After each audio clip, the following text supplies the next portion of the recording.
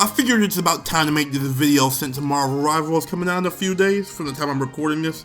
But it's time to talk about why I'm going to be leaving Overwatch 2 for Marvel Rivals.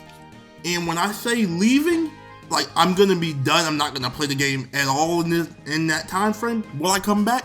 Most likely at some point. I got co-workers that be asking me to play it, and I got friends that be wanting to play it. They aren't interested in Marvel Rivals, so I'm still going to be on it sometime. But let's just get right into this. Let's go ahead and explain why I'm going to be personally leaving Overwatch 2. If you agree with any of these reasons, or you got your own stories on why you're leaving, leave it in the comments. I'm down to read it, see if there's anything that makes sense to me, or if it's just interesting, anything like that. I love reading the comments. But first, I want to talk about is playing tank. Playing tank is a miserable experience, bro. As someone that mained support by far in Overwatch 1, and seconded tank, DPS was easily my least played role in Overwatch 1.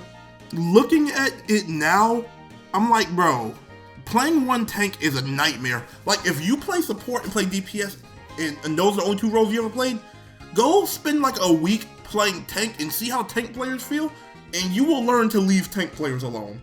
Like, you will not, don't scream at them, I feel like they literally need therapy. Leave them alone. I was a lot, like, when I first came back to this game, because if you don't know Overwatch 2 and me and my story, basically, I didn't play this game for the first year. I played like 2 or 3 matches, tried Kiriko, tried Never Queen, wasn't really feeling the game, left it alone. I didn't like the 5v5 format already, and I didn't like the PvE getting canceled later, so I kind of stayed away for a while. My coworkers were the ones that got me to play it with them. That's what got me back on it.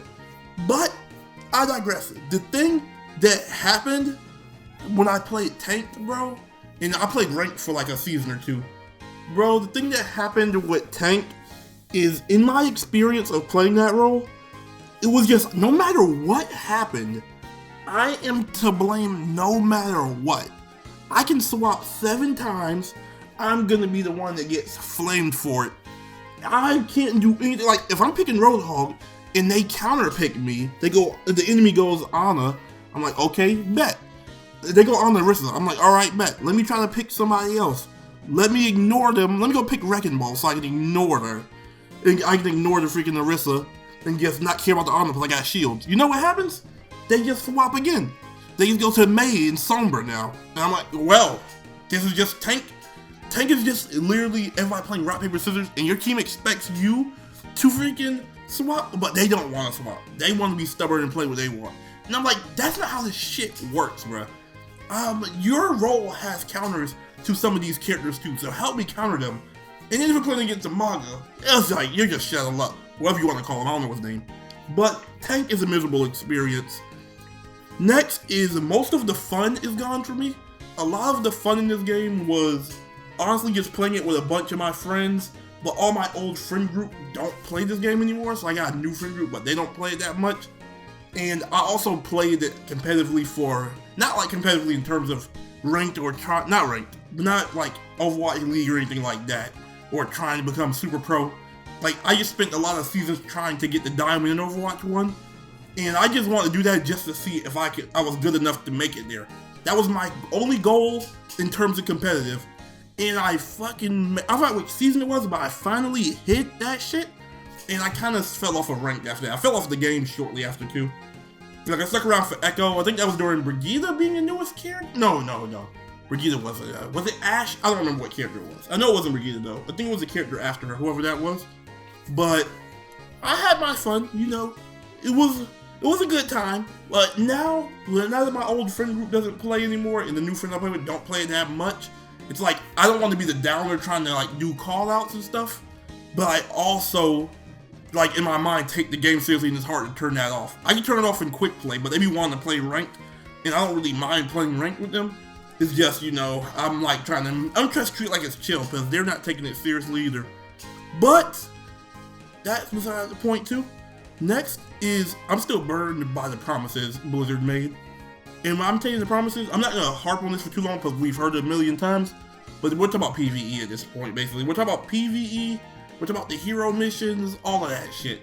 They released one set of hero missions, it did sell well, and then they canceled that plan. I'm like, because you fucking canceled the PvE, and this isn't the content people was looking forward to. Like, we were looking forward to hero missions to a degree, but They're supposed to be in the PvE behind it to really slam us down. What happened to this big Borderlands style thing you were gonna do? You canceled that, so the hype is gone. You dropped something, you made people pay for it, when you should have just gave it for free. I don't know what you would have charged, but I know, what was it, like 15, 20 bucks, whatever it was definitely too much. But that big promise, that being broken, is a big fuck up on them. Another thing I'm gonna say is Sombra as a character as a whole. When I left Overwatch, Sombra was a simple character. You hit your stealth, you freaking had your translocate, you throw it somewhere, and then you teleport back to it. I came back, she's barely throwing a she don't throw it that far, but she instantly disappears after she throws it. She has a new ability, she's bursting down people when she never was a burst character. I'm like, what the fuck did y'all do? Why did you make a character that people already hated more hated? Even if Sombra's not good, she's just an annoying character. You want to give people all these fun abilities, and her thing is, I'm gonna take those shits away. Why the fuck would you do that? I would take 6-second hack from Overwatch 1 any day over this, just because I don't hack for 6 seconds. I can be healed during that time or whatever's going on. If I'm just hacked for like a second or 2 seconds, but I get hit by an ability that like rips half my health off. If I'm not a tank, I'm just fucked basically. And then she can shoot you while it's happening.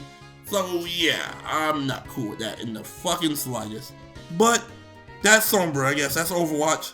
Next, the events are interesting. This is a personal thing for me, but I never found like Overwatch's events that interesting. The only one that was kind of interesting was May's Yeti Hunt, I think it was called.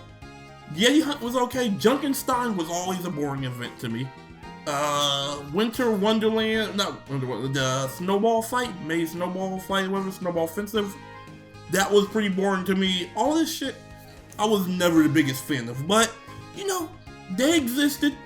Lucio Ball was okay, actually. I didn't play it that much because I didn't like it that much, but Lucio Ball was okay. But I never liked Rocket League either, so, you know, there's that.